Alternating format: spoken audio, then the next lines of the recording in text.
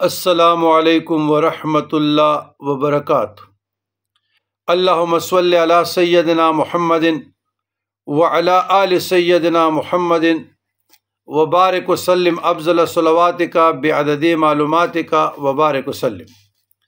برادران اسلام، سورہ نوح میں اللہ تبارک و تعالیٰ نے استغفار کے متعلق استغفار کے جو اذکار ہیں، جو سوال پوچھا گیا، یہ اس کا تیسرا ABC پارٹ ہے۔ تو استغفروا ربکم انہ کان غفارا یرسل السماء علیکم مدرارا ویمددکم باموال وبنین ویجعل لکم جنات ویجعل لکم انہارا۔ سورہ نوح 12-10۔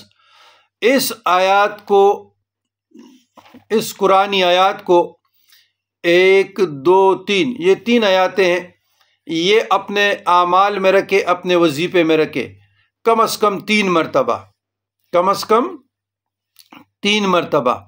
تو استغفار یعنی اللہ سے معافی مانگنا، اور اللہ تعالیٰ سے معافی کو حاصل کرنا اصل کامیابی ہے۔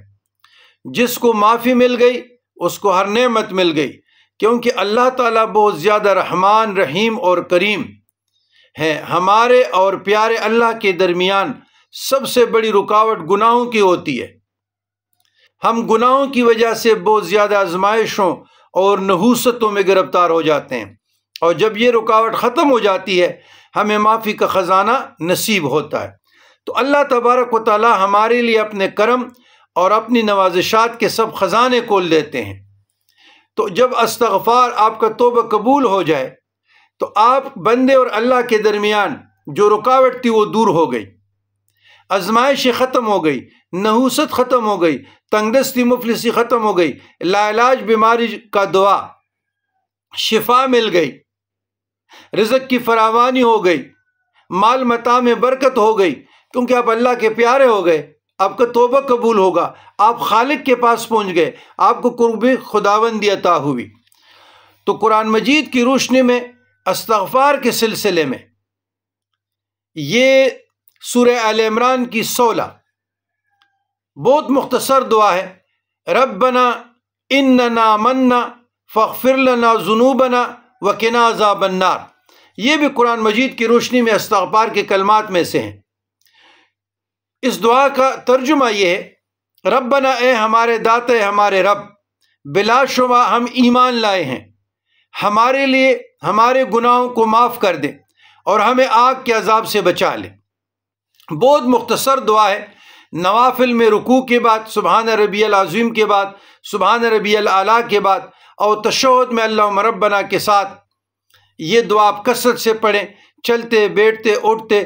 ربنا اننا مننا فاغفر لنا ذنوبنا وقنا عذاب النار۔ تو جب آپ اللہ تعالیٰ سے معافی مانگتے ہیں اور اللہ تعالیٰ کی درگاہ سے معافی حاصل کرنے میں بندہ کامیاب ہو جاتا ہے، اس کو ہر نعمت مل جاتی ہے۔ اولاد نہیں، اولاد مل جائے گی، رزق کی فراوانی نہیں، فراوانی مل جائے گی، نوکری نہیں، نوکری مل جائے گا، ویزا نہیں، ویزا مل جائے گا، بیوی نہیں، نکاح مل جائے گی، اور جو عورت نکاح کے لیے پڑے تو اس کو نیک ہم سفر ملے گا۔ اسی طریقے سے جو گناہوں میں، جو شراب، کباب، جوے، بد کرداری، بدتمیزی میں اتنا جکڑا ہوا ہے، اور اس کو، یا جو لوگ ذہنی نفسیاتی مسائل کے شکار ہیں، ڈپریشن کے شکار ہیں، تو ان کے لیے یہ تریاق ہے، مجرب ہے۔ ربنا اننا منا، ربنا اننا منا فاغفر لنا ذنوبنا وقنا عذاب النار۔